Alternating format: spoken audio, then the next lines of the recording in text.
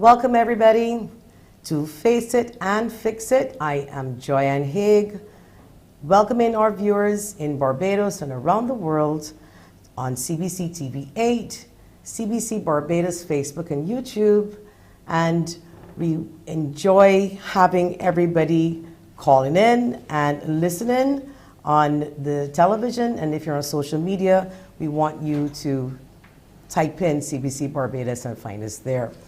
Now, I was off to a bumpy start this morning, as you could probably hear with my intro, because the traffic was hell. I left home a little before 8. I tried for 7:30, but I left home about 7:45, and I got as far as the road that takes you to St. David's, as if you're going to the Batman and Gollop School. And I got there about, say, 8:20, thinking, okay, great, you know, I'm making good time. I'm going to get to CBC. I sit in my car, like I usually do, eat breakfast in the car, and be inside at 9 o'clock for makeup and a quick rehearsal. Well, that did not happen this morning. I literally had to run in here, jump in the chair, and talk to you. So I want to make a public appeal right now to the Ministry of Transport and Works and the Honorable Santia Bradshaw, the minister who is in charge, that there is a serious bottleneck by Cutting Road and the entrance of Lower Burnie for years. And speaking to some of the residents there, because I know some of them, because I called some of them this morning, they said that they believe the problem lies with the no entries on all of these small roads that they have all around that area. And perhaps MTW and the ministry, the technical officers responsible for traffic planning, you may want to look at those no entry signs, because you're shoving the traffic in one area and it's creating a serious bottleneck.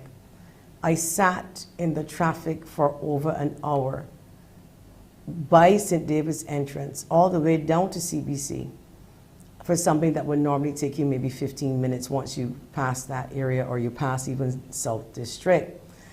And if you did not have gas in your car this morning, well, God help you, because you want to get to work without sweating, so you're going to put your AC on. That's going to suck more gas. So a word to all of you motorists, put gas in your car on a Sunday, because Monday morning you may enter into some serious traffic jams, as I did this morning. It was a little frustrating because when you're doing live anything, you cannot afford to be late. So on that note, I want to share what has been on my mind for the last couple of days before I go on to introducing my guests. I want to tell people about how I feel about the elderly in this country and how they're being treated. And the producer and I had a conversation that we want to bring it, put it on the front burner at least once a month.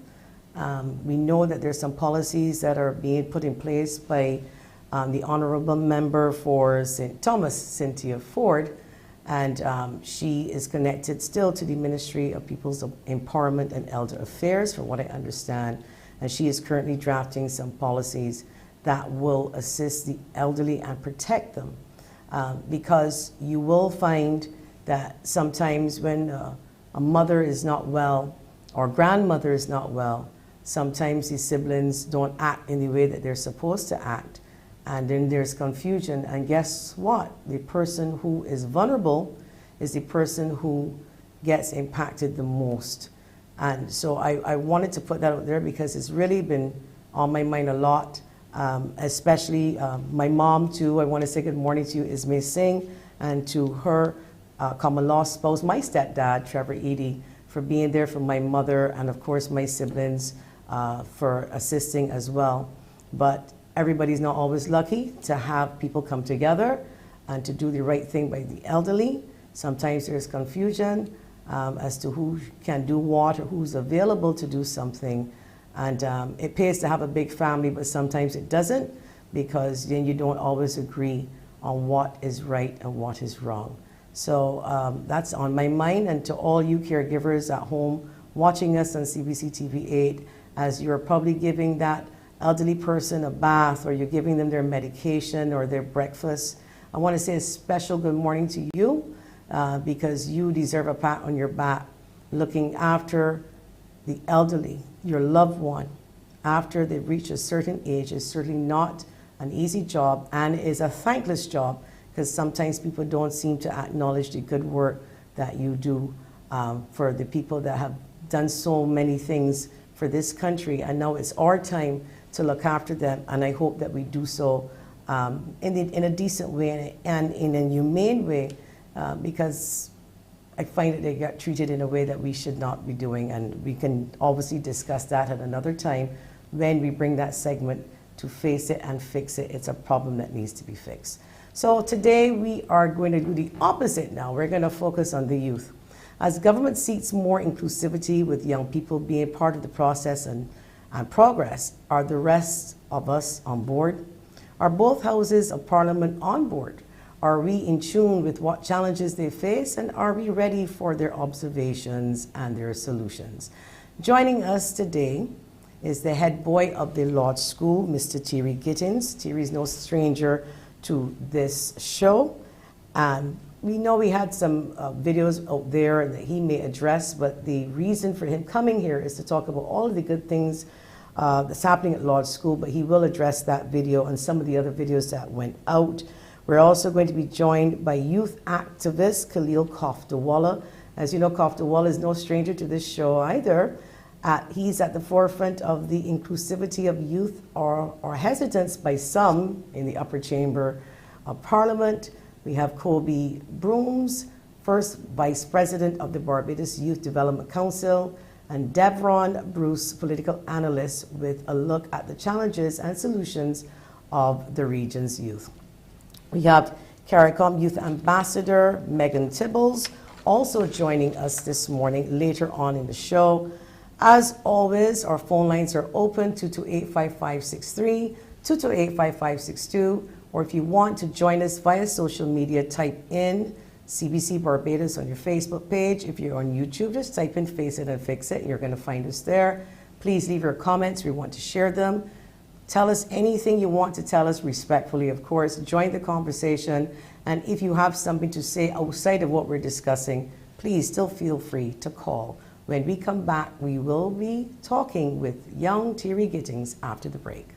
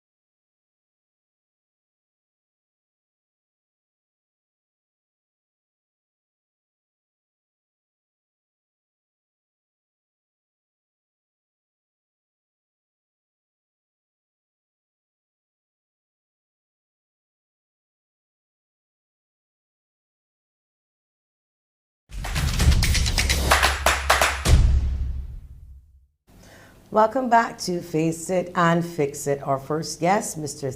THEIRRY Gittens, head boy at the Law School. Welcome, THEIRRY. Good morning. Nice to see you. That's nice to see you as well. Well, last time you were here, you just got head boy. I believe you were here November 29th. You got head boy October, I believe, last year, during what we call not the face-to-face, because persons were not back to school, children were not back to school then. And what was it like to be a head boy, not being present at school, being announced where you're doing remote learning, and then having to come into the school face-to-face and then be that head boy in front of everybody? Just wanted to ask that first before we start our discussion. Well, for me, it was a matter of. Sorry? Can you hear me? Okay, you can hear? You can hear us? Are you getting some Yes, I can hear you. interference? No, I can hear you clearly. Can you hear me? I can hear you. I'm getting some interference here. Okay. You at school? Yes, please. Okay. All right. Go ahead. Yes, please. Well, in reference to the online situation, it was very hard because they could not actually mitigate or rectify any situation that were happening at school because obviously it was digital and cannot with other students. But coming back to school now, it's better because that we could find ways, the prefect core of the law school could find ways to help our fellow students via our duties and also being a part of the community and society of our school. In reference to myself as head boy, I try my best to be fair and find ways to lead, but also be accountable to my community and my fellow students. Okay, great. If you're hearing any background noise, just let people know that THEIRRY is at school, and that is expected to have a little bit of noise in the background. So THEIRRY, I don't want to focus too much on some of the videos that went out. We know that one video, obviously, you know, children from various schools. One of those schools was your school. What measures has your school put in place to sort of address some of those issues that, you know, we would see? Because bearing in mind, children were home, not saying that this is an excuse, but they were home for 2 years. And we certainly can't blame the school, and we don't blame the school. But because the school now has everybody back into school, obviously they're going to look to jump in now to see how they can best address this problem. What are some of the steps that the law school has taken since those videos were, or should I say that since they went viral? Well, my school is mitigating and ratifying the matter as quickly as possible.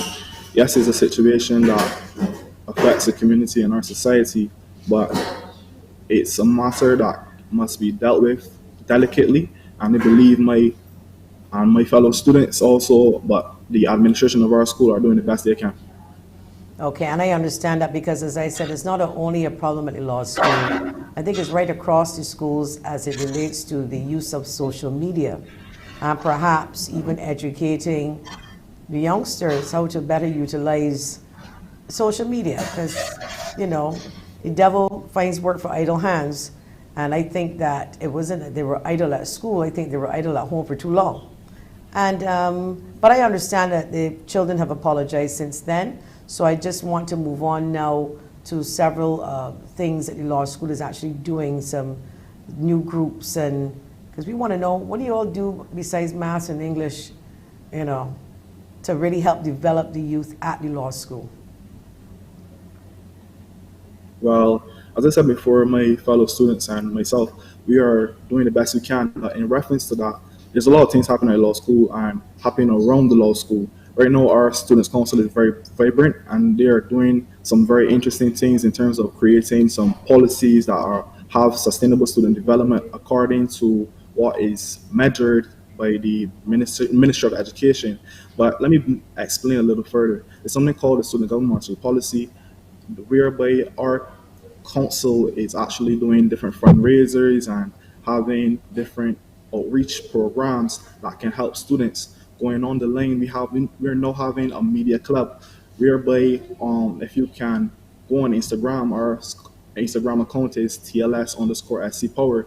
We manage the positive content of our school so that it can be shown in a good light, but something that has more outreach to the students, because everybody don't have Instagram. So now we have a TV in this canteen and that was donated by the Old Scholars Association, that our students can see the positive things their fellow students are doing in the school.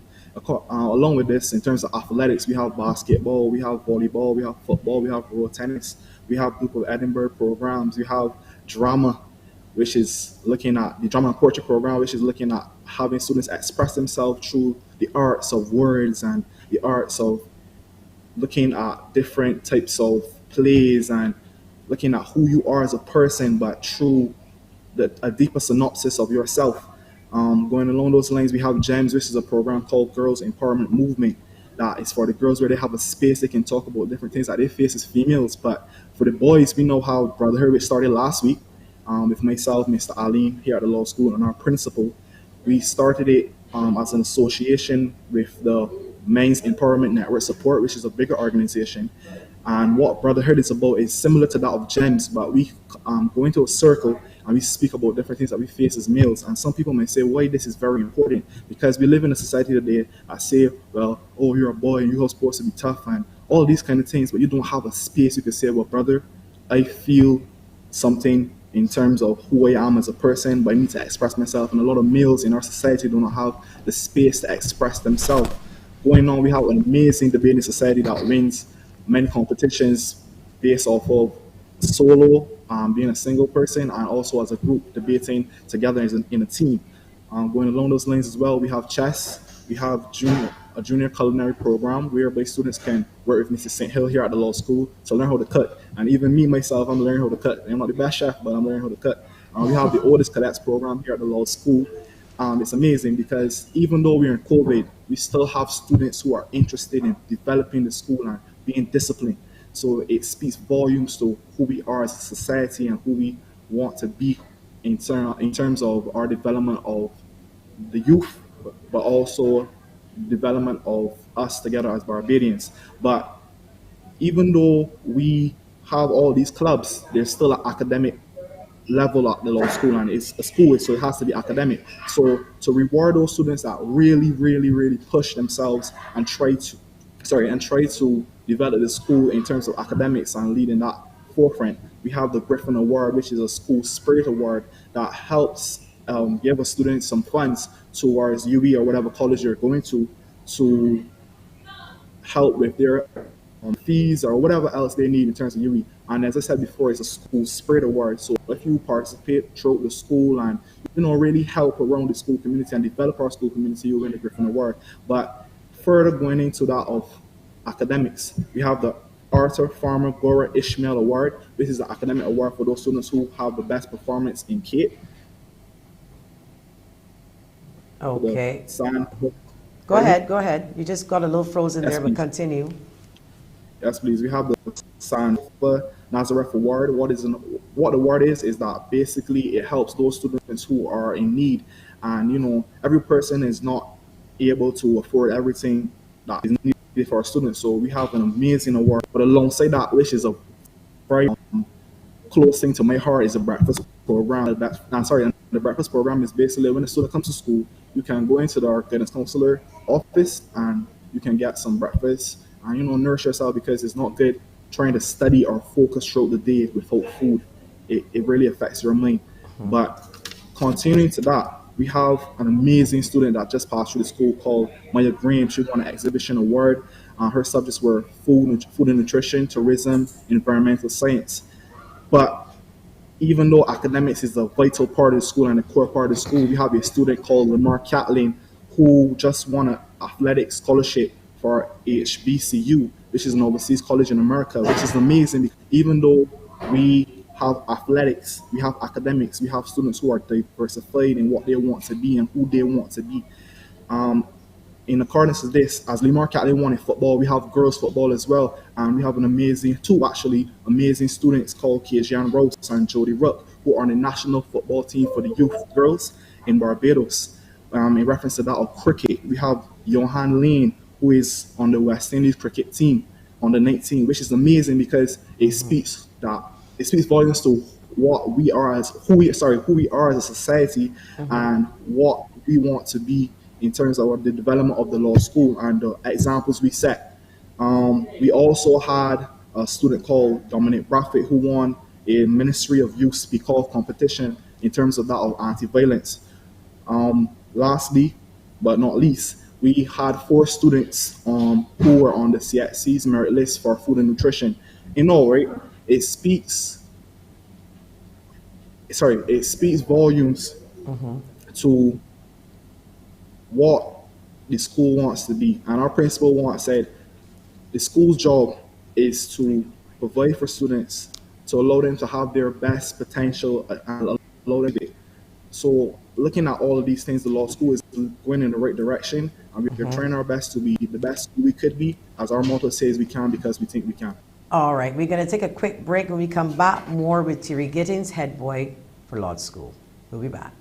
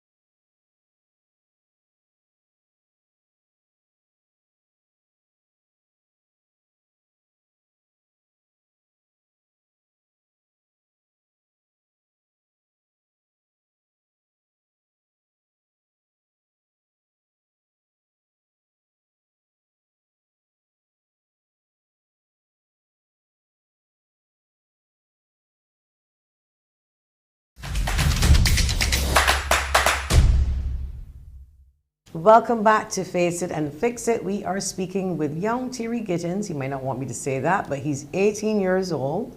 He is 18 maybe in years, but certainly very mature and reminds me of someone who has been here for at least 4 decades. Welcome back, THEIRRY. I want to ask you a question pertaining to not necessarily video, but videos in general when you see school children participating in activities that are not really becoming of young persons in our society. What are your thoughts, and what are your peers talking about when they see these videos and you all go like, wow, you know, back in my day we used to come to school and go ha ha, you know, that kind of thing, hee haw, somebody did something, and you discuss it. Were you discussing, did you guys discuss this like right afterwards? Because yes, your school was involved, but other schools, what was the problem, or what is the problem that you think that it's out there, and why are these children seeking that type of attention? Well, to me, every generation has its voice, and it's a situation that is not the best, and it doesn't represent the country well. These situations, sorry, but we must understand that a lot of persons were given a phone. And this is where I see it myself, but also when my classmates and other persons I spoke to. A lot of persons were given a phone, but they were never taught how to use that phone, even myself. So when a person has like a free period for sixth form, we try to study, and that's a situation that you're supposed to do that. But some situations, you know, when you're at work or even at school, some persons, well, you know, first thing they'll go to is Instagram or even Facebook or whatever. But it is a matter that goes right back to how a person were taught, and we were never really taught how to use a phone. We were taught books, taught about English, we were taught how to use maths, we were taught how to use history and other subjects, but we were never taught the value and appreciation and respect of technology and how to use it. We were just given a phone, use the phone. A lot of parents didn't even get a chance to really teach their children how to correctly use a phone and when to use a phone. And when I was in primary school, teacher told me there's a time and place for everything on this sun, but guess some people don't understand that and they were never taught. So there shouldn't be the ones who are blamed necessarily, but it's just a situation that we must try to correct it as soon as possible and respect everyone's right to use a phone, but at the same time, there's a time and place for everything under the sun. Thank you. Well, we'll be joined now by KOBIE BROOMES, DEVARON BRUCE, Khalil KOTHDIWALA in this conversation. And we do have a WhatsApp here as well. So let me bring in the others first. KOBIE BROOMES, first Vice President of the Barbados Youth Development Council. DEVARON BRUCE, political analyst. Khalil KOTHDIWALA, youth activist. Welcome. Welcome to the program. Welcome to the program. Now, Khalil, you're no stranger to this show. You too, like THEIRRY. You've been on the show. And I would like everybody to weigh in on this before we start. Khalil, you know that you were supposed to be, in a position of senator. And I just wanted to share my personal views for 1 second.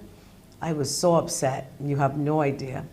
And by that decision, I thought it was a backward move.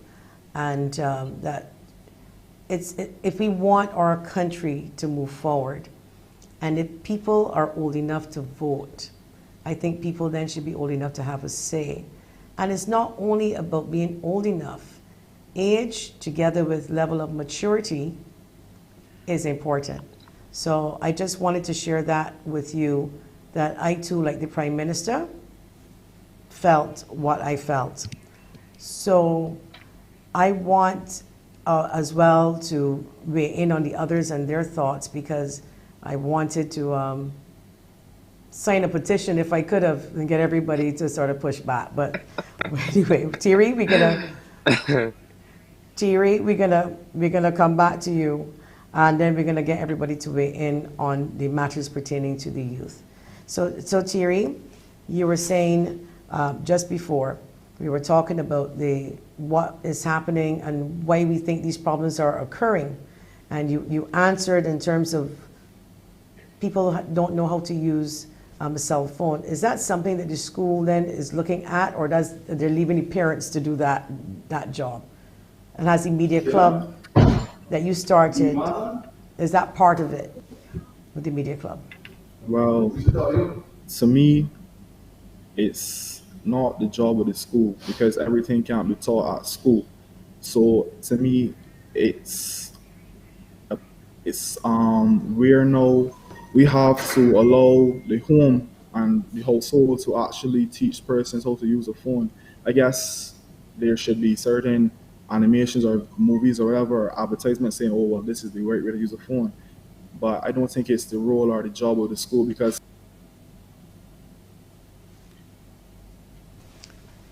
Okay, I think we lost THEIRRY there for a second, and we'll then weigh in with the others pertaining to these videos that we were talking about, and about the misuse of cell phones.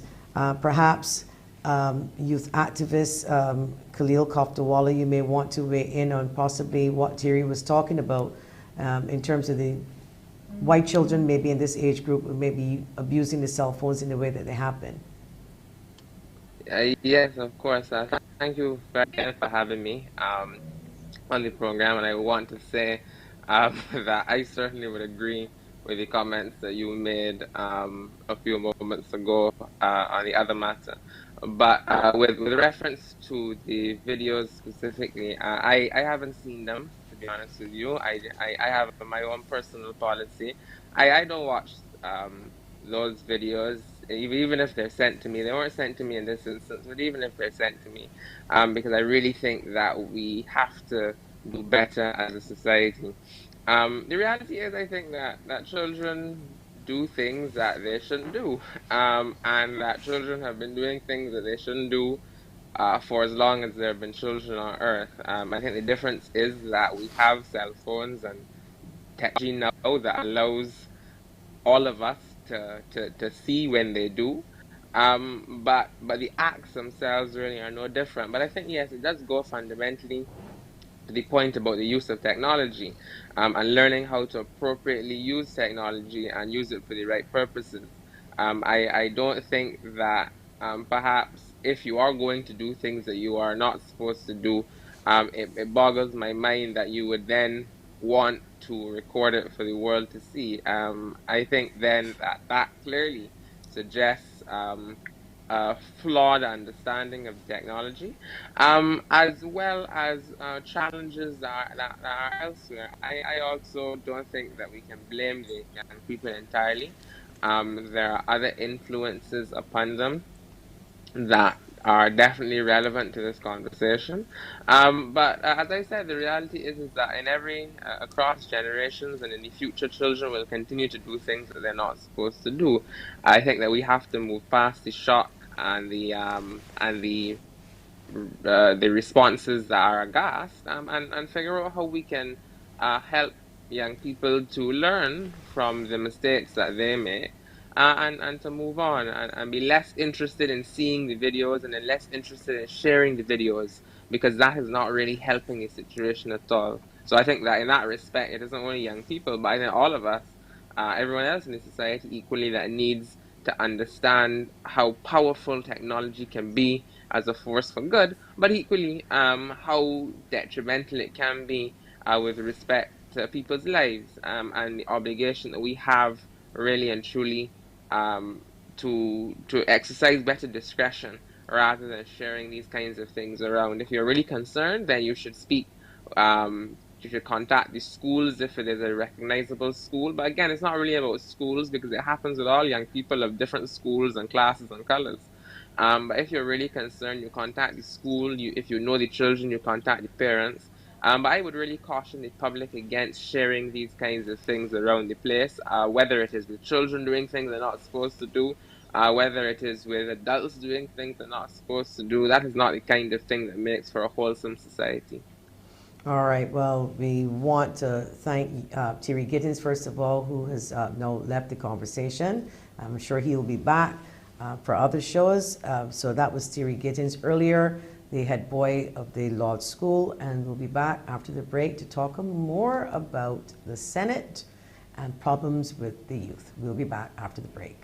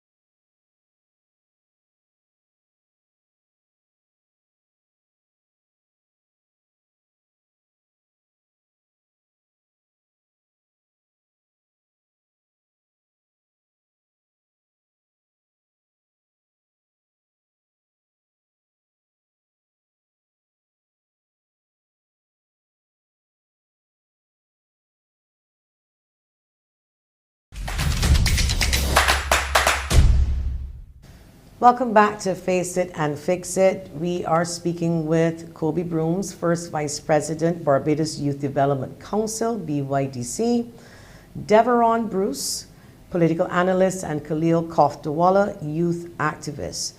Before the break, and we have a lot to talk about, and I know this hour is going to go quickly, but Khalil, before we move on, and I spoke earlier about how I felt, and truthfully, I had prepared even a speech in all, But I can speak from my heart because, and we want all of you to speak from your heart. Don't hold back anything and be just open about it.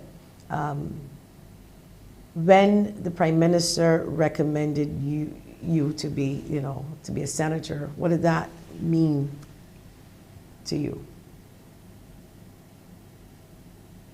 Your audio? We're not hearing you. Okay. You're not hearing me, Joanne? Right now, yes, we are. Okay. No, as I've said on several occasions, the reality is that when the intention, not the nomination, but the intention was announced, it was a fantastic moment to say not only to Barbados but to say to the world that to say to the world that Barbados stands for the inclusion of all young people. And I have made the point because people made the point about what about young people who are between 21 and 30. And the reality is that so many young people in that age category who are eligible, for example, to sit in the Senate and do other things that 18 to 20-year-olds are not, that they hear on a daily basis that they are too young. And so imagine how much it would have helped the cause of not only 18 to 20-year-olds, but those people who are aged 21 to 30, so that they would be able to say that if an 18, 19, 20-year-old can sit in the parliament of the country, then we are old enough to be able to do the other things that we wish to do. And so it served a substantive purpose because it said that young people were going to be engaged beyond the level of tokenism, but that it equally served a very, and we cannot discount the symbolic purpose that it would also have served, that would have said that the country was entirely committed to this ideal of involving young people, not in what we like to think of as youth issues, whatever that is, but that all issues affect young people.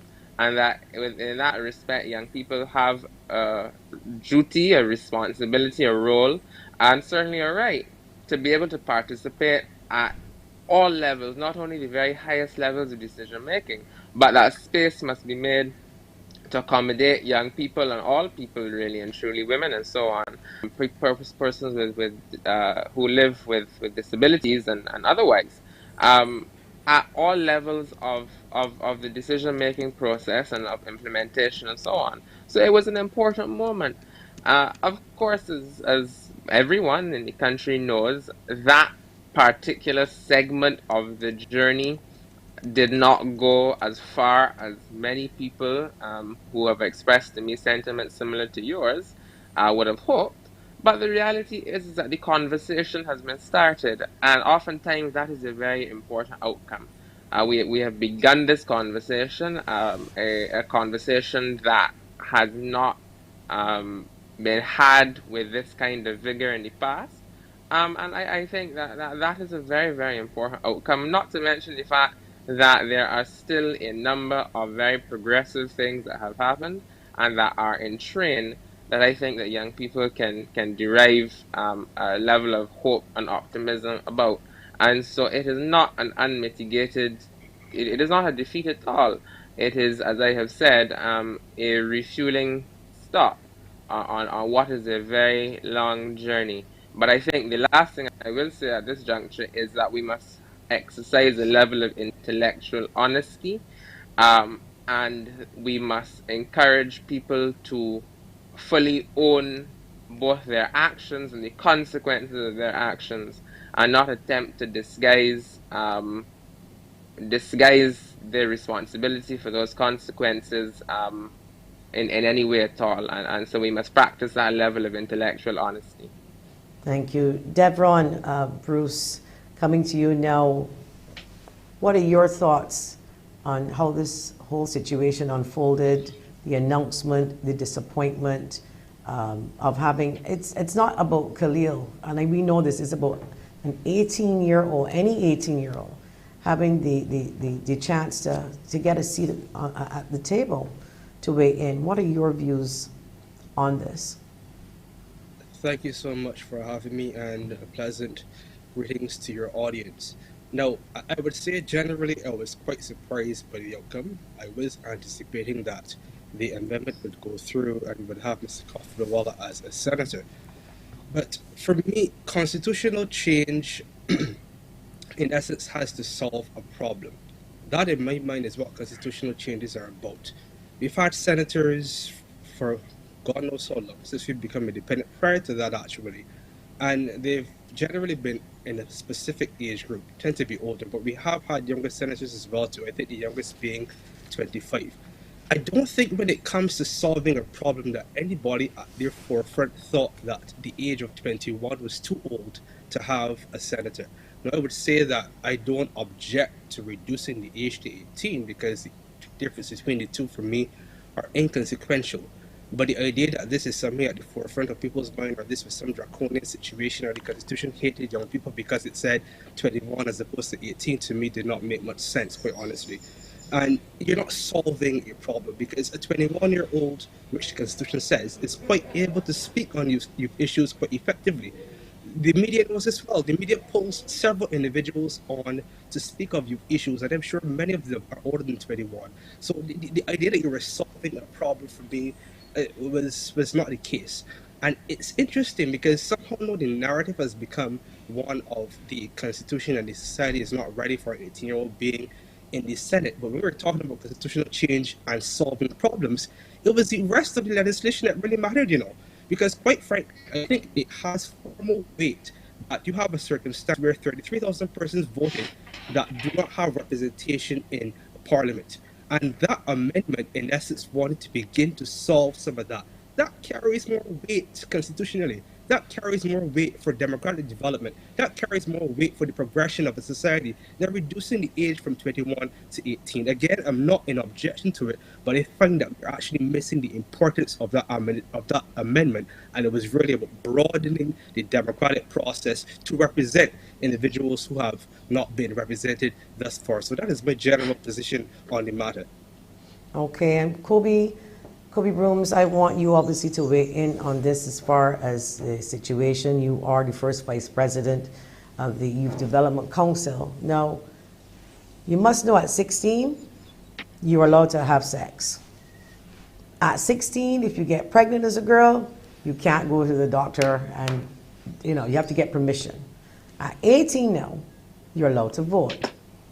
You have a say. But yet, at 18, you can't have a seat at this table, but yet you wanted their vote. I want your thoughts now about that whole setup in terms of age.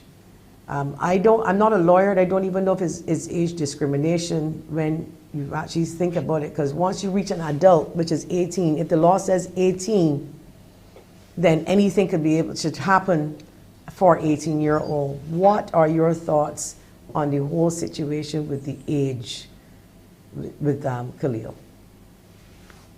Thank you very much for having me on the show. I would want to say that I agree to some points that were raised before by both Khalil and DEVARON. And as you rightfully mentioned, there is a age gap that needs to be addressed. I like to call it the gray area as it relates to young people, especially in healthcare. And that is something that, as DEVARON said, solving a problem. And I think that may have been a first step in solving that particular problem. But I must say that on behalf of the Barbados Youth Development Council, we've spoken about it as a council. We're actually disappointed in what would have happened in the Senate. And to Khalil's point about intellectual dishonesty, I think that the Senate set back young people in this country. And I say so without fear of reservation, because when we look at particularly one of the senators' contributions, when they speak about you can be 18, no objection to being 18 in the Senate, but 18 as a member of the lower house, that is not your place. If the Barbadian people, if the people who are vying to put somebody in office think that an 18-year-old is sufficiently capable enough to represent them in the lower house, that should be the will of the people. And I think that, coming back to the point about intellectual honesty, that when you weigh, you have to give people the option and the choice of doing those things. And again, if people want that, then they will vote for that. So you as a Senate should not be saying to yourself, oh, we're going to block essentially what is the will of the people. as it relates to the unfortunate circumstance of the Prime Minister having to withdraw, I also too have some criticism on that as well, because you have gone from particularly one extreme to the next. You've gone from appointing an 18-year-old to a 45-year-old. I'm not saying that Mr. The attorney is not going to make a great senator. I'm just thinking that if it were your intention to have that very much of a youth representation in the Senate at such a young age, that the appropriate choice to replace Mr. KOTHDIWALA should have been another young person, particularly maybe at 21 or 22, to sit in the Senate seat, to signal that you are indeed, in fact, truly putting your money where your mouth is as it relates to youth representation in the Senate. Wow. Well, I hope that clip in particular makes the news, because that is so true. I didn't even think about it that way, because if you're going to find a replacement, perhaps one that is closer to the age that you were saying, let's wait for 3 years and find us a 21-year-old.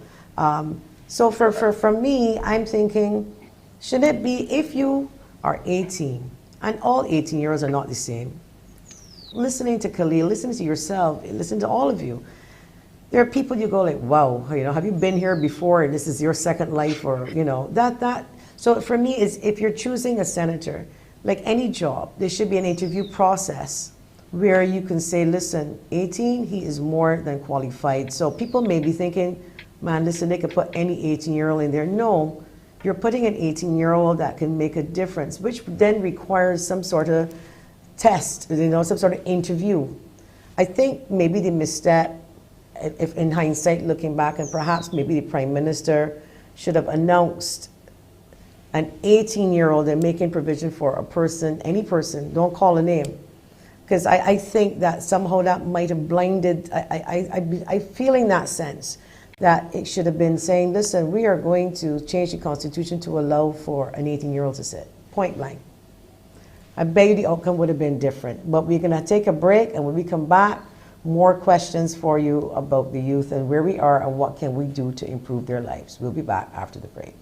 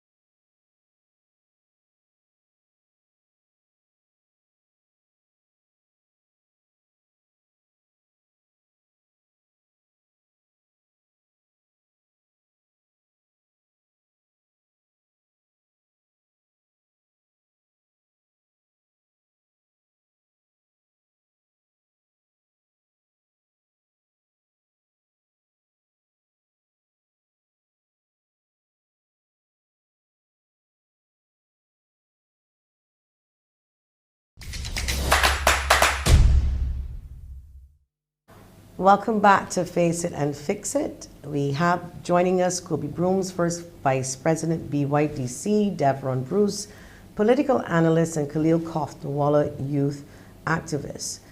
We want to discuss now, moving a little bit away from the whole Senate discussion for the time being, but we want to talk about how we can fully integrate young people into governance now in a meaningful way. Khalil, how can that be done now that we're here in this particular situation?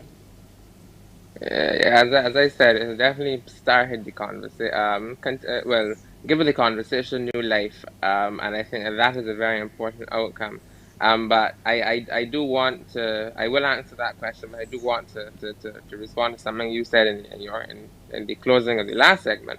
And that was with respect to the fact that a name should not have been announced at the time of the initial announcement of the amendment.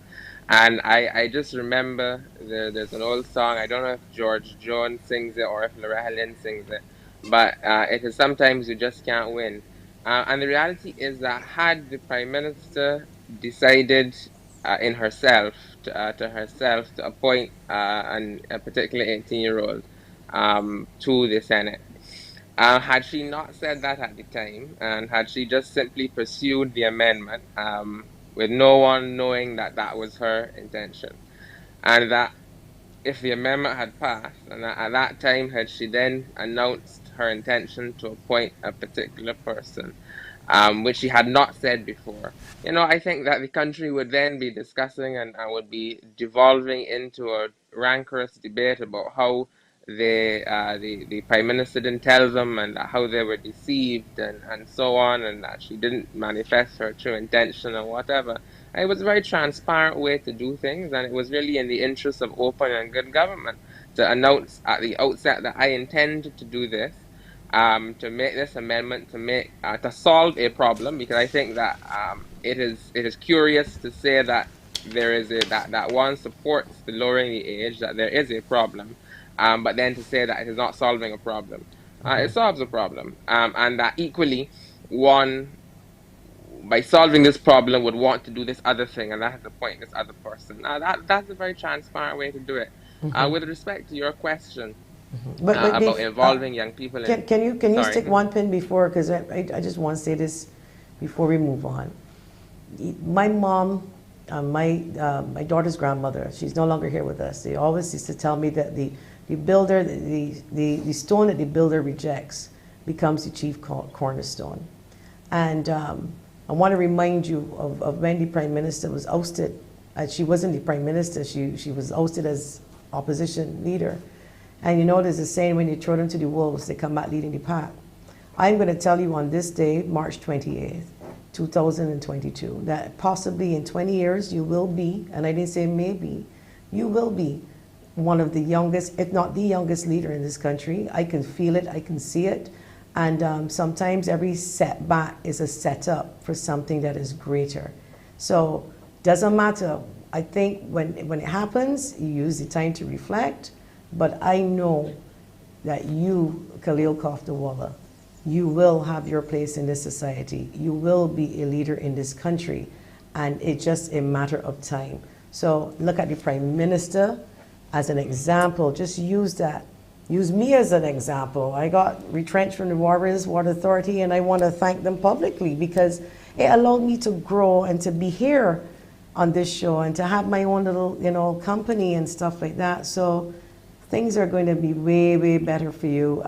I know that for sure. I just wanted to share that from my heart to you. But back now to your, and to everybody else weighing in on how we integrate the people, young people, into governance in a meaningful way. And I want, obviously, KOBIE and DEVARON also to get a chance to weigh in on this. Thank you so much. Regarding how we can integrate young persons into governance, we have to think about governance beyond just Parliament. Governance is really about not just the ordering of society, but really the representation of people within that society. And there are several places that young people can be representatives, whether it is in government, whether it is in Parliament, whether it is in civil society, whether it is in the private sector, wherever. We have to ensure that there is a physical representation of young persons, because we bring a younger perspective, we bring a different perspective, and certainly that representation matters. Then it's also the utilization of technology and recognizing that you're in a digital space. And recognizing that in order to excite young persons, in order to get rid of the apathy, in order to have the generative benefits of young persons, you have to utilize what they're utilizing. So there are many young persons in society who can contribute towards, again, civil society, governance, the entrepreneurship aspect, digital, private sector aspects. But this technology and the ability to connect that technology to how things actually work it's not there. So, for instance, now we're heading in a direction of everybody's back up. We're going back to the pre-COVID period where no longer working from home, no longer digitizing everything going forward. Those are the kind of things that we have to start to do to spur young person's innovation and spur young person's participation.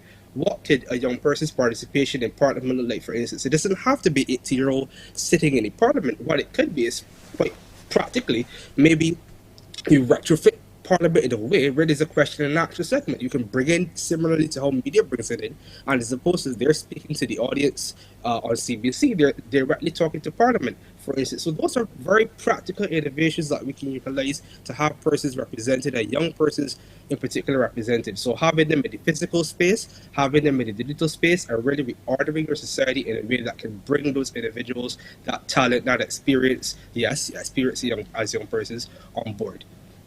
Do you think that there's a disconnect between the youth, and I talk about the guys, say youngsters on the block, and what's happening now in Parliament? We think about it, they don't stop to listen to the issues, and from that level, I want to know how we can bridge the two, how we can bring that together, and would not have been the start to put a young person in Senate. We have THEIRRY GITTENS here joining us back too as well, and welcome again back, THEIRRY. Thank you.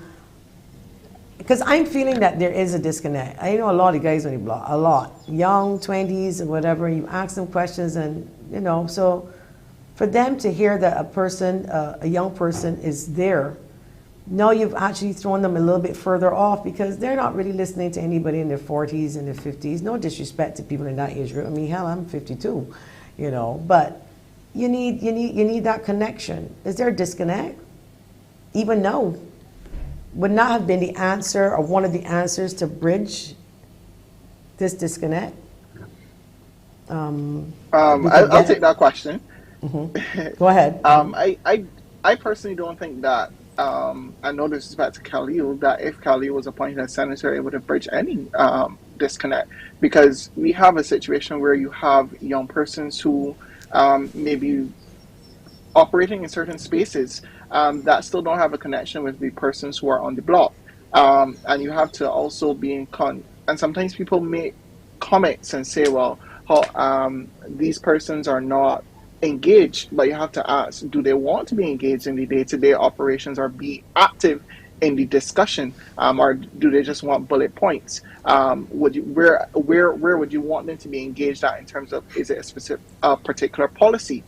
So I think that even though it would have been good in terms of progression of the society as Barbados and signaling to young people that we are including you, to go as far as to say, well, this would have bridged a disconnect, I don't think that it would have done that in this particular case.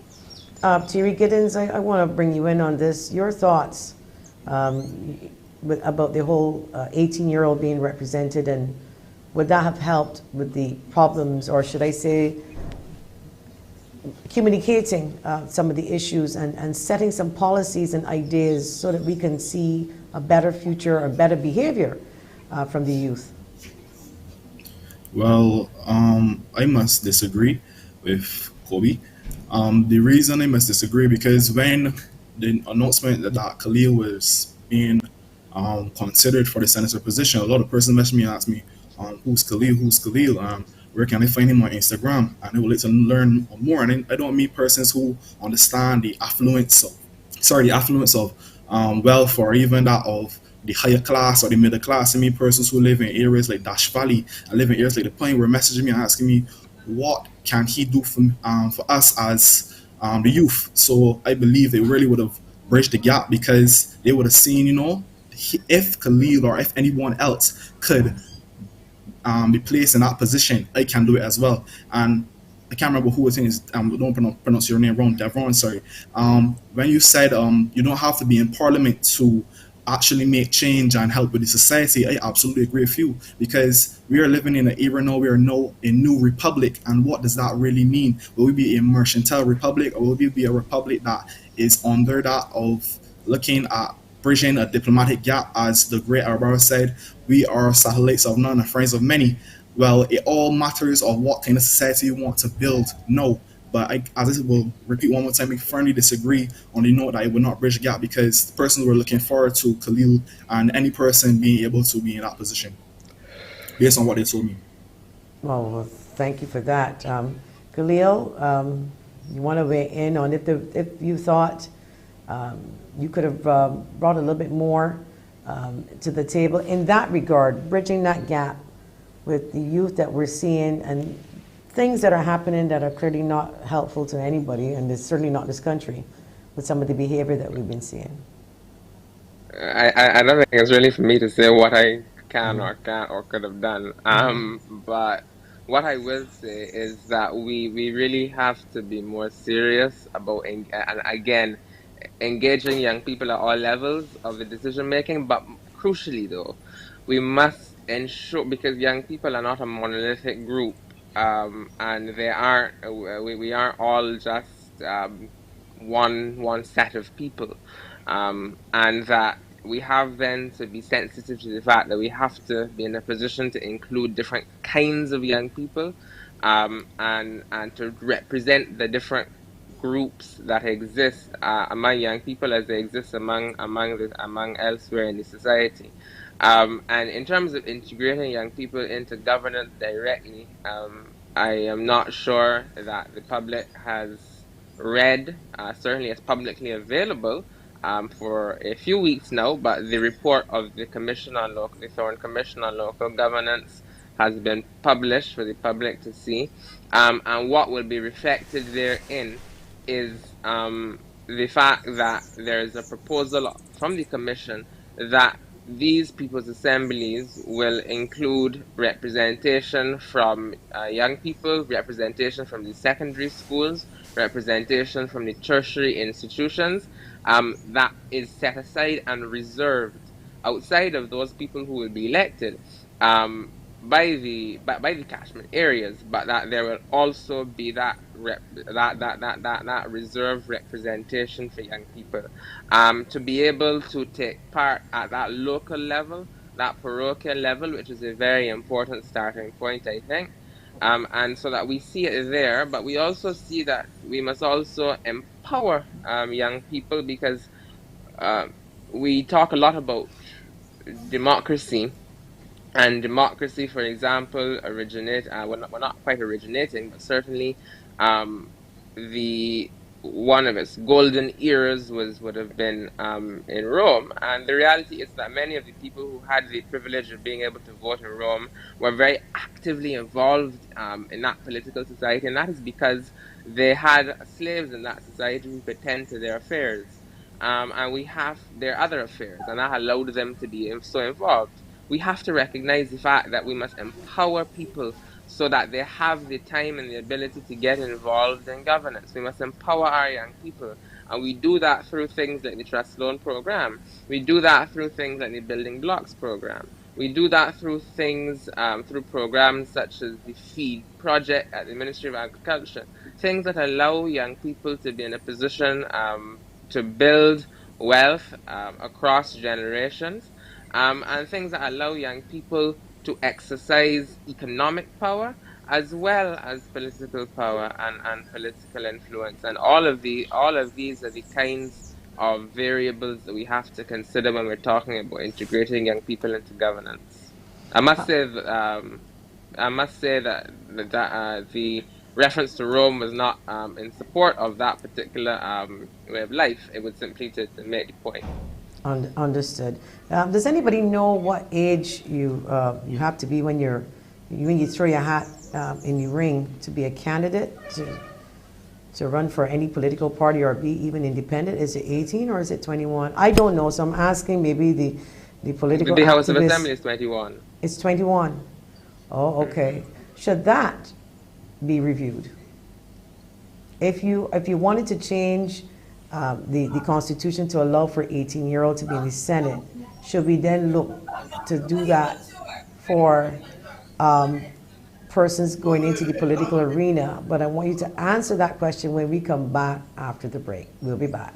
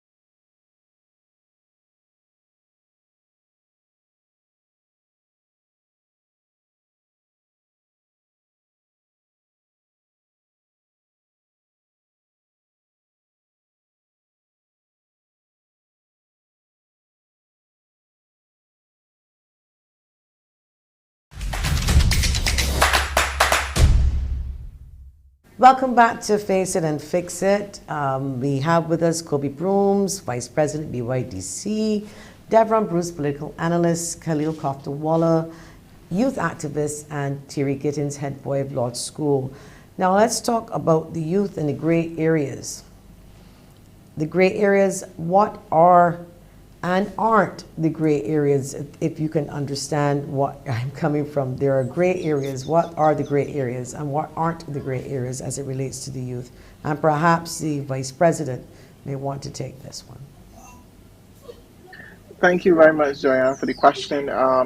Immediately what comes to mind will be the areas, especially with young women with healthcare, and the disparity in being able to be considered as an adult at 16, but still not being able to access full healthcare until 18.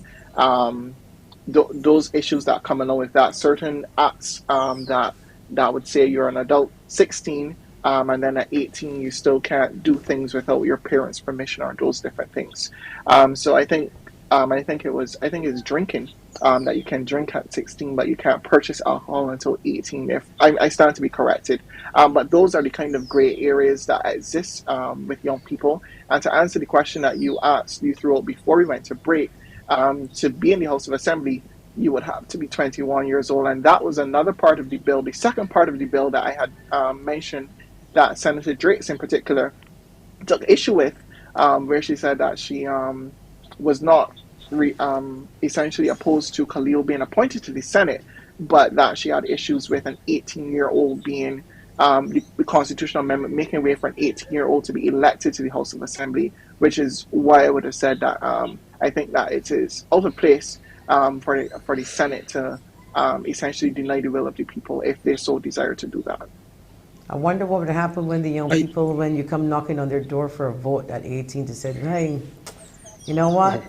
I don't think I'm capable of giving you my vote because I'm too young to make that decision, and throw it right back. Before I know Deveron wants to come in. I just wanted to come in for 20 seconds. That I hope the young people will remember. Therefore, when people do come asking for their votes, the people who wanted to include them, and remember the people that didn't want to include them. Hear, hear. Yes, okay, Deveron, you wanted to weigh in, and then THEIRRY, the gray areas. Well, I want to challenge KOBIE on one thing that he said regarding the will of the people. We need to recognize that the Senate is its own chamber and is quite able to make its own decisions despite what is popular or unpopular. So let's remain and keep that in mind. Separation of powers, and it's its own chamber. It does not respond to or need to respond to anything that's popular or unpopular. So let's begin there. Moving on from that, I think that we really need to focus on what policy developments are necessary for young persons, because we spoke about the boys in the block, and Khalil correctly said that the young persons are not a monolithic group, and quite frankly those individuals just need good political outcomes. That is what the focus really has to be. I think representation of young people is really putting into place the quality outcomes that will benefit them.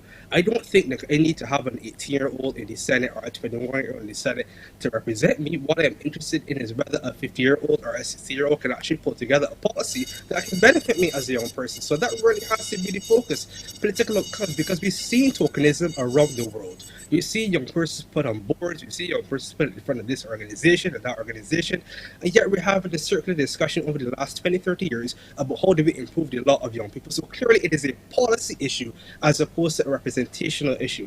So I think that is really where we have to go, and again, in doing that policy development, it has to be one where it is democratic and involves several young persons, but also the experience and the input of older persons as well too. So you need that blend, you need that mix to ensure that policy actually impacts positively on young people. That is far more valuable than an 18-year-old in the Senate, quite honestly.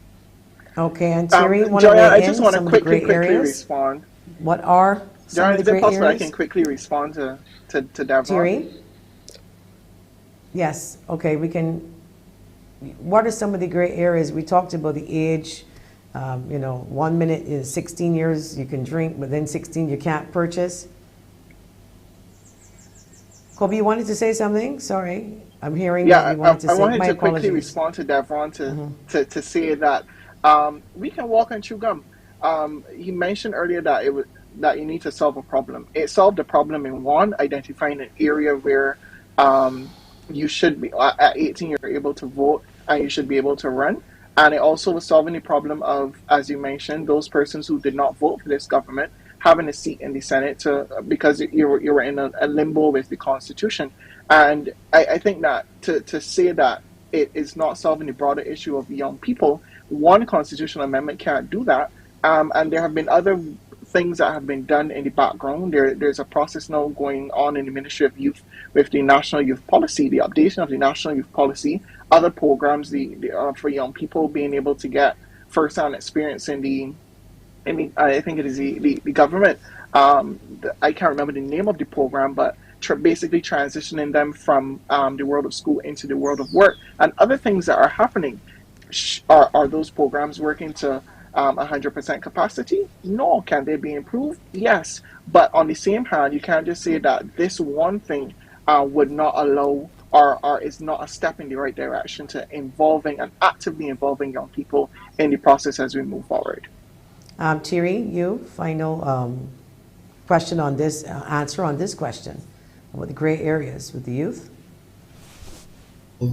I am not as experienced as everyone here in terms of understanding the bills and the policies and all, and the different terms and different types of, written documentation. But for me, going back to the main point of the discussion, I believe when we were looking at the aspect of a person being 18, I think it should have been that there's a process of you being picked to go into the government of the Senate or even the lower house, because I understand the senator's position, because a lot of persons will, look at one side and say, oh, this and that, and I agree, I disagree. But a person who really is going to be looking at the leadership and the decisions made by the government, we have to look at both sides and really look at the empirical evidence. And the empirical evidence shows that young people, we at certain points in time make mistakes. So in order for us to really have a person at this age group being 18 to be in the government, we need a process. I believe the policy should be looked back at, sometimes probably next year or the year after, whenever.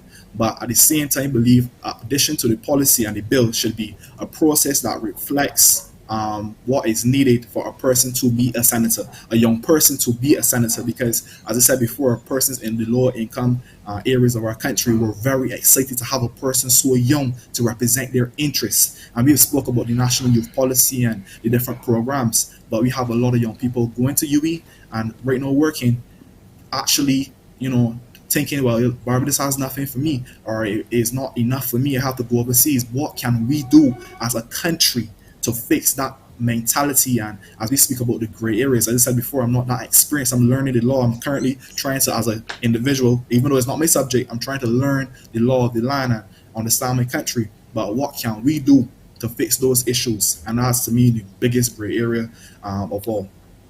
Okay, I want to thank you for that response. We had a question from Rosanna Trim, but it has been answered because she couldn't be here today. And she was asking, we can do most things at 18, we can vote, but we can't run for office. Why is our vote important, but not our voice? And I believe a lot of that was answered earlier. I want to ask you, though, about what's causing some of these problems. I mean, who created them in terms of with the youth? But before we get there, I've been asked to, we see something on the screen here. I assume Thierry is around 18 years old. Would he want to vote knowing what has happened? Thierry, that question is at you. Would you want, now that you know that has happened, would that turn you off from voting? Well, that's a tough question. I would say yes, because at the same time, many policies and many laws have never really reflected the full outcome of the demographic of a nation. So I would still vote, but to me, I believe the I believe the types of committees that will help us to help the government to really make decisions needs to be put in place. But as a young person, I strongly believe that we have to respect our government, because they can't get it right all the time. They're human beings and they have their different opinions. That's the reason why we put them into government, because they are supposed to reflect and represent the interests of the people. But as a young person, I will still vote, but I strongly believe that what I said before in terms of implementation of a process for a young person to be placed in Senate or even the lower house needs to be put in place. Okay. All right. Thank you so much. We're now joined also by MEGHAN Tibbles, CARICOM Youth Ambassador. Thank you for joining us. Hi, good morning. Can you hear me? I can hear you. I want to ask a question first pertaining to what is causing some of the challenges and issues faced by the youth today, and what do you believe are creating those issues in Barbados? And then we want to get that answer from a regional perspective, what's happening then in the region. So Khalil, what are some of the challenges, issues that are faced by the youth today, and what do we believe created some of these issues? Certainly, we have perhaps, if not topping the list, very high on the list, is the whole idea of economic opportunity. It is a reality that we talk about a lot with respect to the disproportionately high level of youth unemployment, as well as in other areas a lack of opportunity, whether that is barriers that exist not only in terms of attempting to find employment, but also with entry into entrepreneurial activity. So clearly, economic opportunity and the structure. So that has to do not only with a hostility towards young people, but I think also with certain structural challenges that we are experiencing in terms of our own economy, but also regionally. But specifically with respect to Barbados, that of course is the over reliance on one particular industry, a very important industry that we need to focus on, no doubt, but that we must also seek at the same time to build out other sectors. And I think that MEGHAN's contribution as CARICOM Youth Ambassador is vital in this conversation, because 280,000 consumers will never match the collective consumption power of a unified Caribbean single market and economy.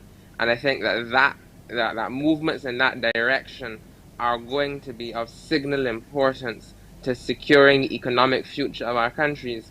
And when we talk about securing the economic future of our countries, we are inevitably talking about securing the quality of life of our young people, who will be affected, particularly by those issues. I think that population is also another very significant issue with respect. We have seen what is happening with our own national insurance scheme, and the fact is that we need to have a situation where it can sustain itself and be able to reproduce, have a population that is reproducing, that will be in a position to ensure that when young people do retire, that they will have the benefit of Social Security. And I think that we have seen an intention to move towards making certain reforms that reflect two things. That reflect, first of all, that the average life expectancy of a Barbadian is relatively long, and has increased over time, and that there is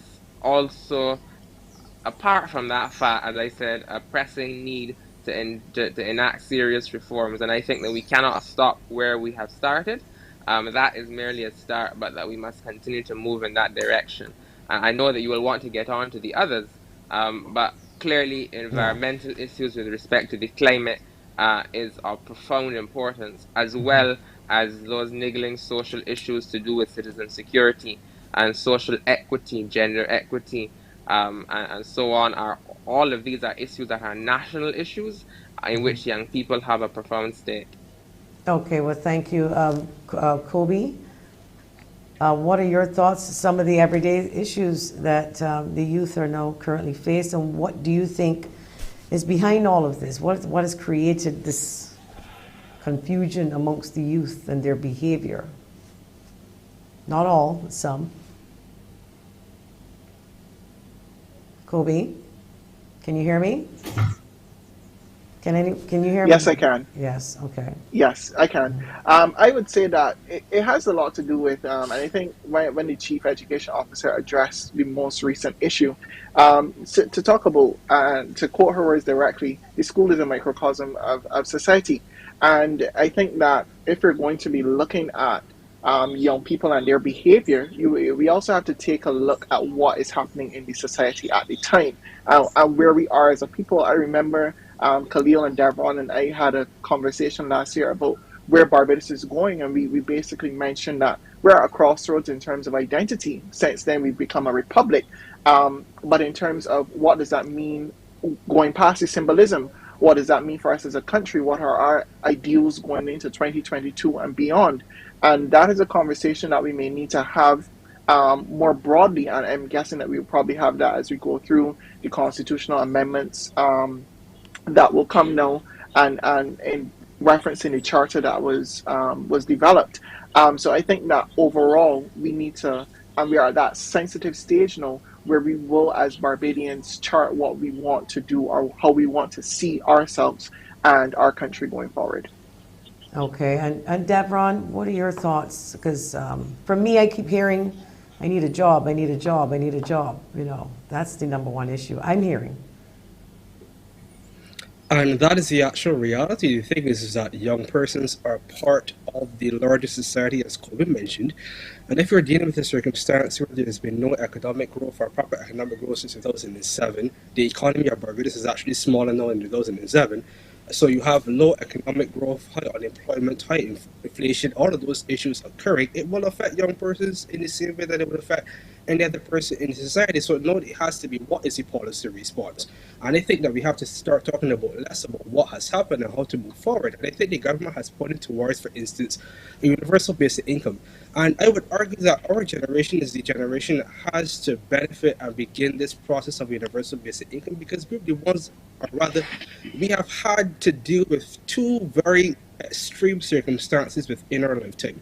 And that being, well, me as an adult, that being the 2018 Great Recession, and then the COVID pandemic. So that has really set us back further than many other generations as it relates to generational wealth, as it relates to employment, as it relates to savings, and those various things. We've had those two very cataclysmic catalysts, in essence, who have undermined our ability to really do what our parents and foreparents have been able to do. So we tend to need a head start. I know they say education has been a head start the other generations have not received, and we're very much thankful for that, but it seems to be a need for more, because as Khalil pointed out, the longevity, for instance, of the NIS and the fact that we have such a long lifespan in Barbados, it really points to the fact that the focus has to be on young persons and having those young persons in a position that they can facilitate and maintain and build that society and our society for the long term. So what policy interventions are there that can give young persons a head start beyond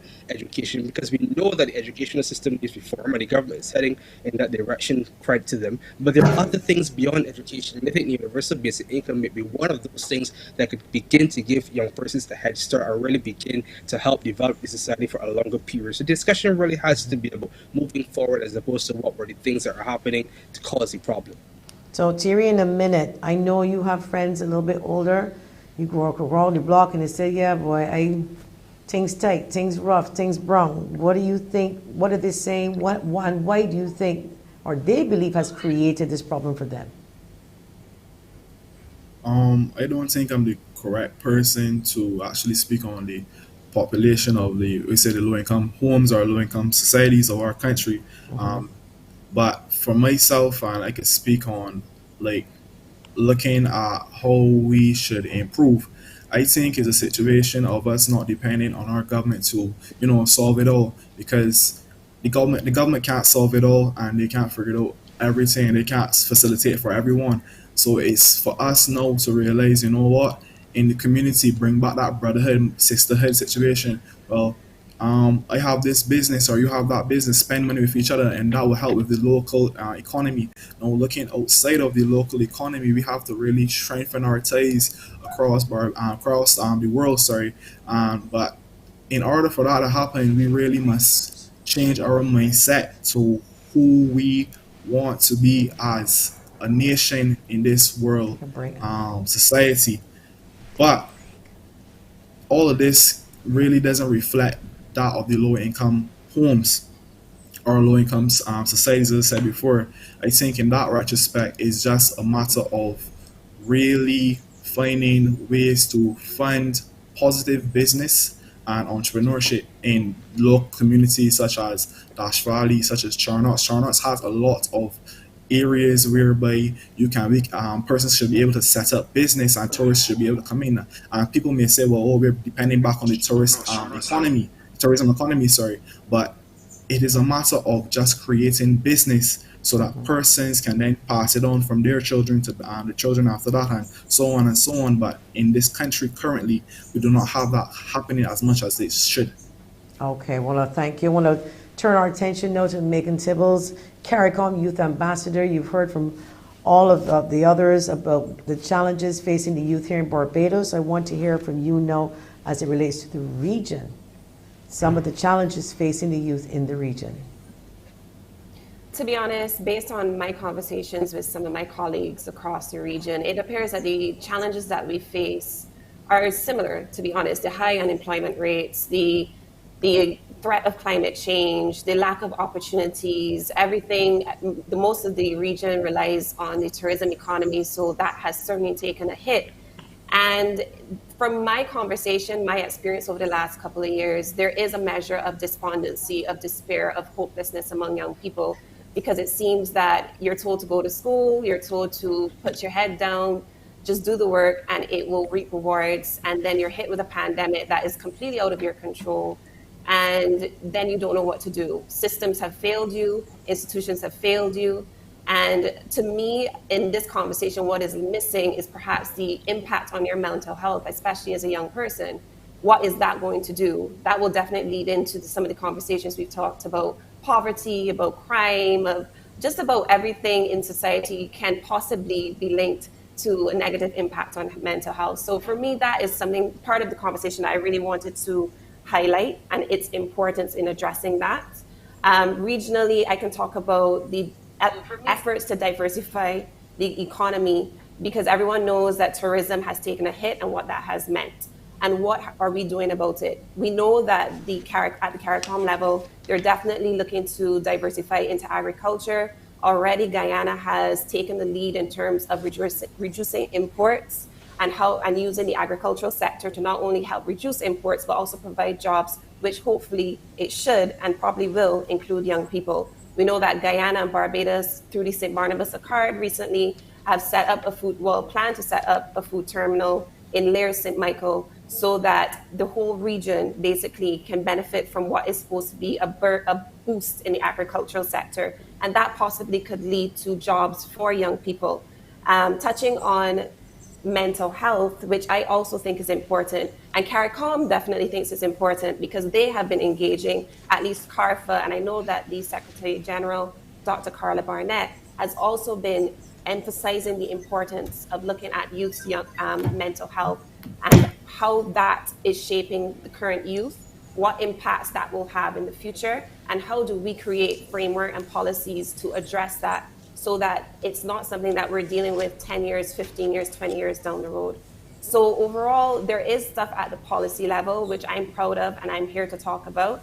But one thing, another element towards mental health and just issues in general that I personally would like to raise is we have a lot of grassroots organizations that are already doing the work in terms of supporting and uplifting young people in their community.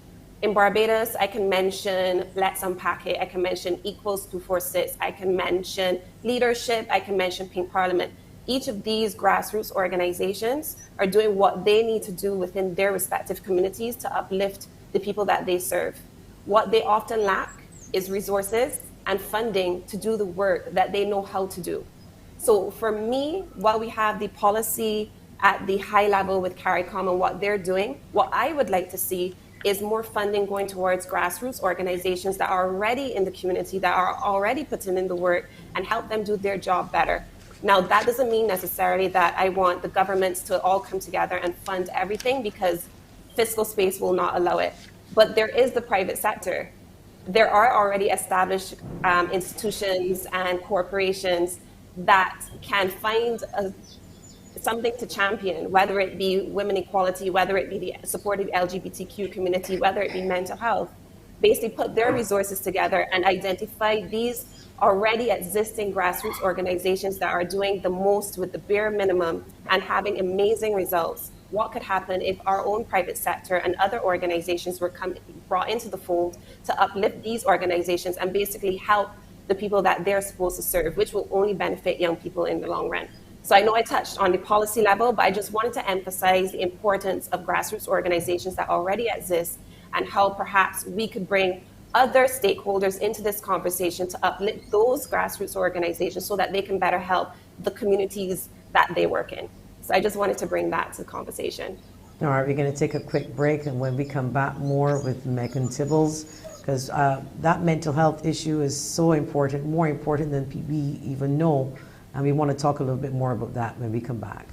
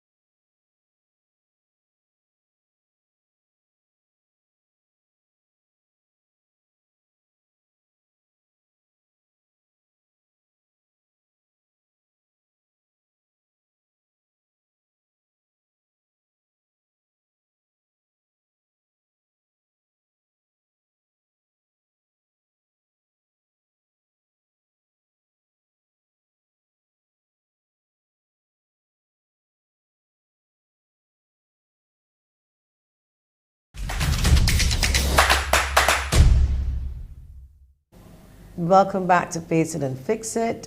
Before the break, we asked Meghan Tibbles, or we've been joined by Meghan Tibbles, the Youth CARICOM ambassador, and we said we wanted to touch on mental health a little bit as it relates to the youth.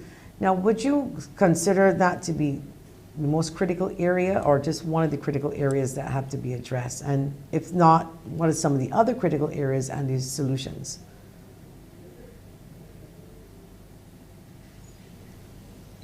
Did you hear me? All right, let me repeat. Yes, I did, sorry. Okay, so want to mention, talk about mental health a little bit. We know we have several critical areas facing the youth. Would you say mental health is the number one area, the most critical area right now? I think yes. I definitely think it's top 5 at least, and probably top 3. We can put a Band-Aid on a number of issues, but if underneath the surface there's still some underlying issues related to mental health, regardless of how the trappings are, we're still going to struggle, whoever you are. You can push through it, you can try, but everyone reaches their breaking point, and that certainly needs to be addressed. So therefore, I do think it's important to focus on mental health and what that means, and not in a tokenistic way, but really look at how do we implement strategies, everything that we do. How do we ensure that young people are looked after in the way that they're supposed to be looked after? How are their mental health being factored into this? How are we adopting measures that are fit for purpose, or are we recycling old archaic measures that, yes, they worked in the past, but perhaps could use a little revamping to make sure that the reality that we're faced today is met, is adequately addressed. So I guess it would be safe to say if you don't address the mental health issue, you can't address anything else, because it starts with that. It starts with that. Okay, so let's go on to about social media and sharing information. And we see the youth behaving in a way that we don't like, but we all know anything that is positive does not get aired as fast as something negative. So I want to know what role does social media play now as it relates now to the youth, MEGHAN, regionally, because I believe that it has certainly contributed a lot to our society coming apart at the seams. In my opinion, social media has played a major role in the way it's being used. I think, as with most things in life, there are pros and cons, and it's how you use the social media. So yes, we can address the negative elements of it, the child pornography, the bad behavior, all of those things, sure, we can talk about that. But I know some of the colleagues that I am now close with, I've met via social media. The exchange of ideas, the differences in perspectives, opening up your mind to perhaps think in a different way. Obviously, you have to guard against things like misinformation, disinformation, and stuff like that. But the idea that social media hasn't brought with it pros and advantages, especially for today's society and young people, I would personally argue that this generation of young people are probably the most enlightened and probably have the most access to information, whether that's good or bad. Again, it's how you use it. But I wouldn't say social media is the be all and end all. I think it is one element, and it could be a negative element. But to deny the positives that have come from social media, I think would also be a disservice. I'm able to learn about what's happening in St. Lucia. There's this amazing organization called Helen's Daughter that is doing fantastic things for women in rural agriculture in St. Lucia. Perhaps there are things that she's doing, the founder Keith Lynn is implementing, that could be incorporated here in Barbados. I'm allowed to reach her and talk to her and have an exchange of ideas because of social media. So I think it's one thing to say, yes, there are negatives, and we're not denying that, but there are also some positives, and perhaps the conversation is then how do we mitigate the negative impacts of social media as a society? What do? We can't just cut it out. We know that's not going to work. You try and deny anyone anything that sounds good, and you just create more desire to use it. So then how do we control or massage social media in a way that is most beneficial while recognizing that there will always be some negative impact of it? Well, Thierry said earlier, in his opinion, no one taught children how to use of cell phones and how not to abuse and certain things. I mean, I guess in society you would always have people who may do that, but I find it is too many, and it's kind of penetrating a little bit more. So would it be, how can we get them to exercise better judgment when doing these things? Because we saw some videos coming out and they weren't very flattering. There were so many of them from so many different schools as soon as they entered school. And of course, it reflects badly on the school, because Thierry came on obviously to talk about all the good things that law school is doing. And if he didn't do that, it would have left a bad taste in our mouth that these are the people from law school and the whole law school is like that. So you understand where I'm saying that even though we have social media and you use it for positive, how the negative, I call it the loud minority. Two people can keep a lot of noise and do something really bad, young people, and tarnish the entire reputation. So how do we manage that somewhat? I would actually like to push back on that idea that if we see two people from a certain school, then we are going to have the whole school in one category as bad. I don't think it's fair. First of all, young people do silly things all the time. Yes, it's unfortunate that in 2022 these things are on for everyone to see, but people have been making mistakes forever, and it's just a matter of correcting where necessary, pointing out what was wrong, how we should be doing it. But to pass the whole school in one category because of the actions of like a few, I don't even think that's fair to the school. And so I would push back against that notion that everyone is like, oh, large school now doesn't know what they're doing. Oh, I would never send my child there.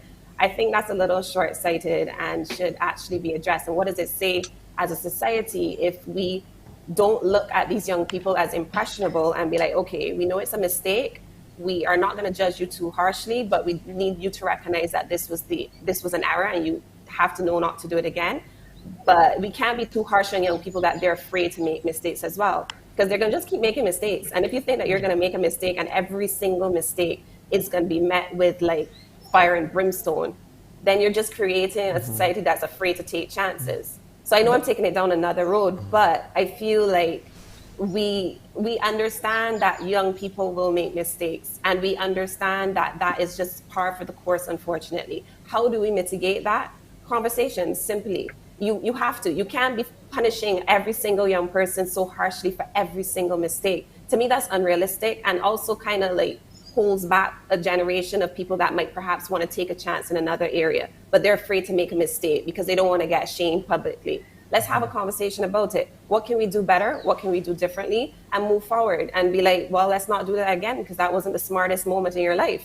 So to me, those are the I agree with you 100%, but what I'm telling you is that society, unfortunately, becomes the jury and the executioner. And when young people start to read these comments about a school, you know, and they start to box it into the school, especially if it happens repeatedly. Like, you know, let me just say 3 videos could come out from one school. All of a sudden, I don't want my child at that school, or that school is this. So that's what you're saying is the conversation. We have to continue the conversation by saying, look, people make mistakes, and especially if they've apologized. Unfortunately, because it goes out on social media, they're still branded by some members of society. I mean, that's just how it goes. And sometimes even when you argue with people on social media, you try to bring the positive, people lash back at you, they don't want to be forgiven. And I find that this society has become more unforgiving. I don't know if it's the pandemic. People are up in arms. Everybody has an opinion about something that they don't even know anything about. But that's okay. But when you try to tell them and educate them, they still don't want to hear your point or your view. And we go on and on. And when the youth experience this, and every time they try to do something, somebody tears them down. I have been told by a friend, and I am proud to say this publicly, and I mean, I say things, the waters come to my eyes. Somebody says, oh, Joyanne only helps young boys and young people that do drugs. And I'm like, so who else gonna need help other than the people that do? You should not associate yourself, Joyanne, with people on the streets. There nobody who spends more time sometimes passing through Red Zone, Halls Road, Tweeside Road, because those are the people that need to hear from you, you know, hear from people who have jobs and people who can help them get jobs and stuff like that. But when you live in a society and they start telling you to separate yourself because, hey, you're Joyanne, hey, you're facing and fix it, or you're Haigh Communications, you can't do that. And I said, no, they're wrong. And I would never put down any child, because I call them children, teenagers, 20s or whatever, who's saying to me, look, Joy, I've smoked weed, or I've committed a little crime, I want to change my life, give me a chance. But society does not allow for young people to make mistakes. What are your views on that? When you see people behaving like that, it's a struggle. Megan, for you. Yeah. Something like that in terms of, I'm going to touch on what you said about being told you should distance yourself from people clearly in need. That's a personal decision in terms of what you stand for, what your values are. I've always spoken about this, like you need to understand, not you, Joyanne, I know you don't care what the average person thinks, but there are people watching. There are people who watching and will seriously be like, how will this impact on me? How will this look at me? How will this look for me? And the answer is, it's not easy. Like, doing the right thing is not easy. And to be honest, it's when you're supposed to do the right thing, when you're scared, when you don't know how it will turn out. That's when you're bravest. And it's something like a little fairy tale spiel, but honestly, at the end of the day, you have to stand for something. You have to know what your values are. So it requires introspection. Is this meaningful to me? Do I want to make an impact on the society that I dream of? Do I want to? They all say this change starts with yourself. So when you're then pushed and prodded and said, hey, are you sure this is what you want to do? your response should be yes. This is what I believe in. And it's not easy. People like you, people like me, people on this call probably have resources to fall back on should something happen. But at the end of the day, you have to know what your values are, what you stand for. Do you stand for something? Do you believe in a cause? And if you believe in a cause, is that going to be something that could be easily persuaded because external forces are applying a little bit of pressure?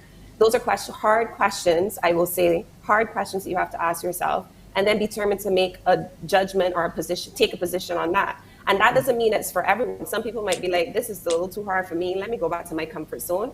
And then you'll have others who want to rock the boat, who want to make the change, who want to be the leaders and transformers in society. And those are the ones that deserve our support.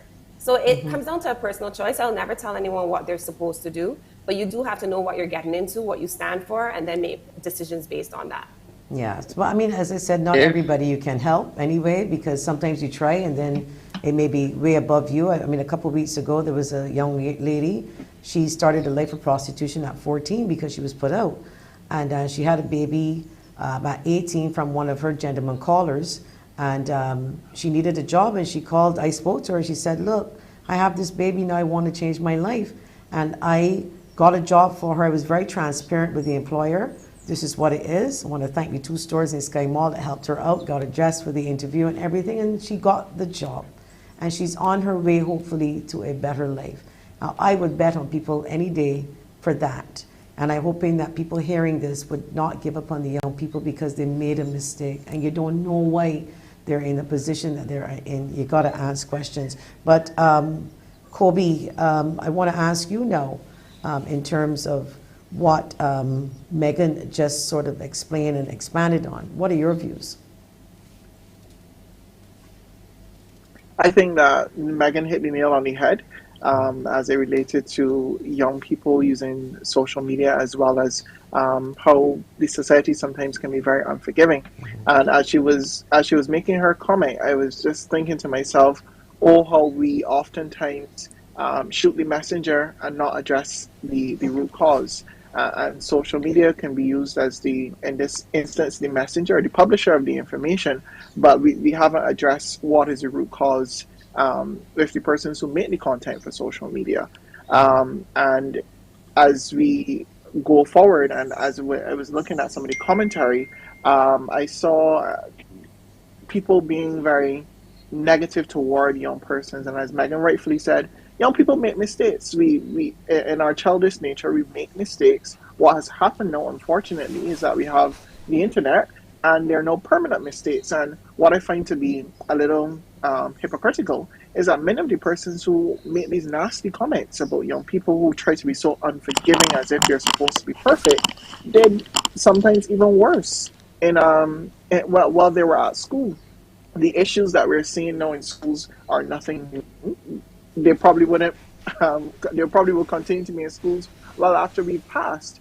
But it just speaks to the nature of society and always seeking to be down to be negative, as opposed to having that positive reinforcement to say, well, hey, now you know that you can't do this. This is what will happen. Make it into a learning experience as opposed to a punishment. And I think that is one of the things from our culture that I would say as a young person, I really hope that with my generation we leave behind that notion of not being able to work through issues without seeking to go to the far end in terms of crying, but saying, hey, this is where you made your mistake, this is where we need to go, and working through that process as opposed to being negative. All right, we're going to take a break and wrap up when we come back.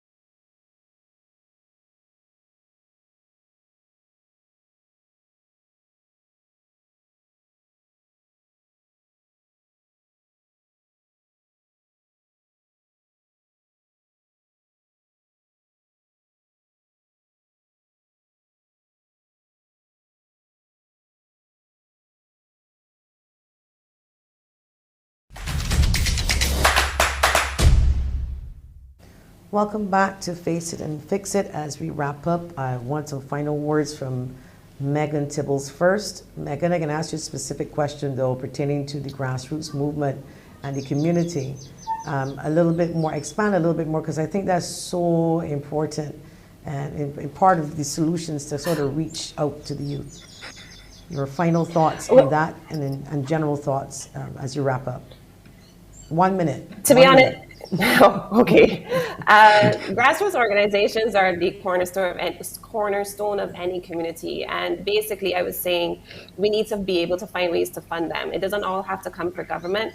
Actually, I would say private sector stakeholders could play a huge role in transforming communities at a level that they know will actually work.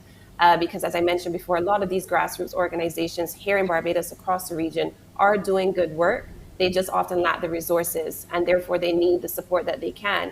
Because we keep talking about young people, but there are young people out there who have gotten together, identified issues, and said, I will tackle this. But a lot of times it's unpaid work, it's volunteer work, they're juggling school or work, and they don't have the opportunity to really flex the muscles that they could if they were uplifted and supported. So for me, grassroots organizations that address these social issues that we talk about, that is key to solving everything, not just a high-level policy decision-making, but what can we do in the community level? And it starts with our very own young people who are already doing amazing work. Thank you so much, MEGHAN. KOBIE, BROOMES, your thoughts on the grassroots. I really want to hit home on that, because I think that's very important based on messages it is extremely important, and I think that if we are going to go forward as a society, we have to include everybody in the conversation.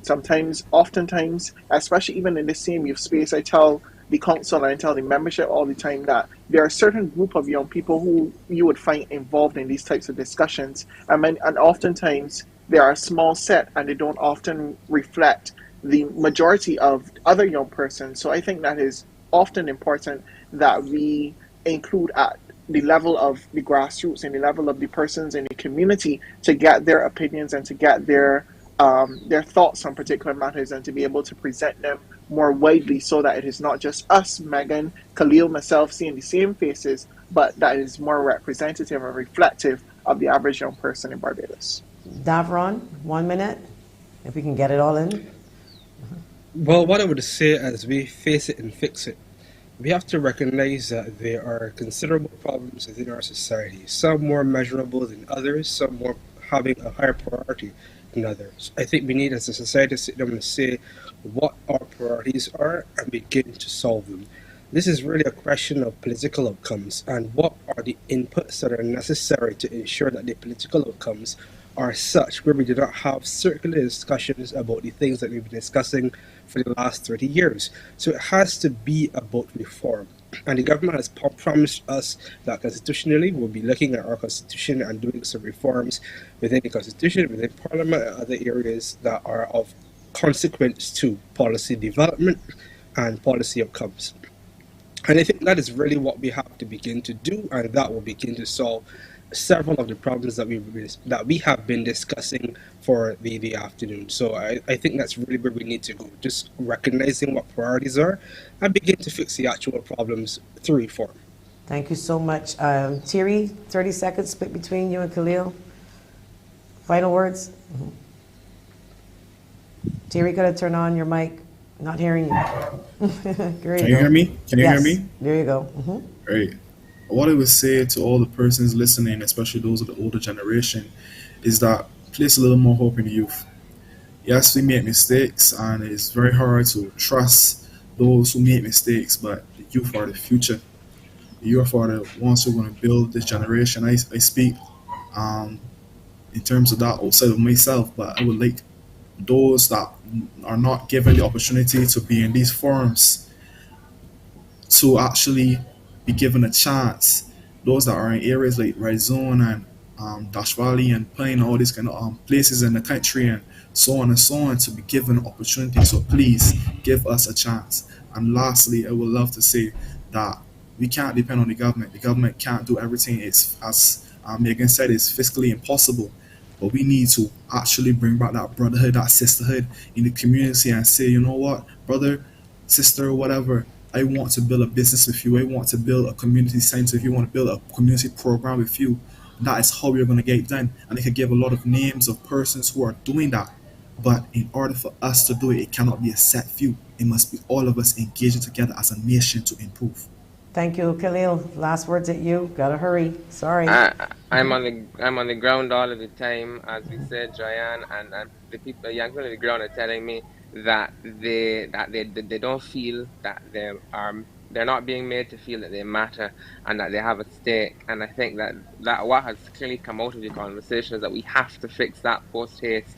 We have to ensure that young people of all different kinds know that know their worth and know that they matter. That it cannot only be young people, polished young gentlemen like KOBIE or DEVARON, but that all young people must their contributions must be brought to bear, because only then will we be able fully to unlock the potential that we have in this country. I think we must also recognize that all people sin and fall short of the glory, as they say, but that we will be defined as a country not in how we tear them down, but in how we seek ultimately to uplift them and to uplift the people who are most in need of that helping hand. And I think when we begin to understand our moral responsibility in that through those lenses, then we will be significantly better as a society, and we will be a significantly better society that we will hand over to our young people, certainly by including them not tomorrow, but certainly by including them today. Thank you so much. Thank you so much, lady, gentlemen, for joining us. I'm hoping that we can give you a slot once a month for the youth to have a voice. Actually, we're going to do that. So on this program, every month, we make sure that you have a voice. Thank you so much. You all have been watching Face It and Fix It on CBC TV 8, YouTube, and Facebook. I want to thank you, our guests Friday, GCF, and the Barbados Water Authority, I understand, will be joining us. And until then, stay safe. God bless.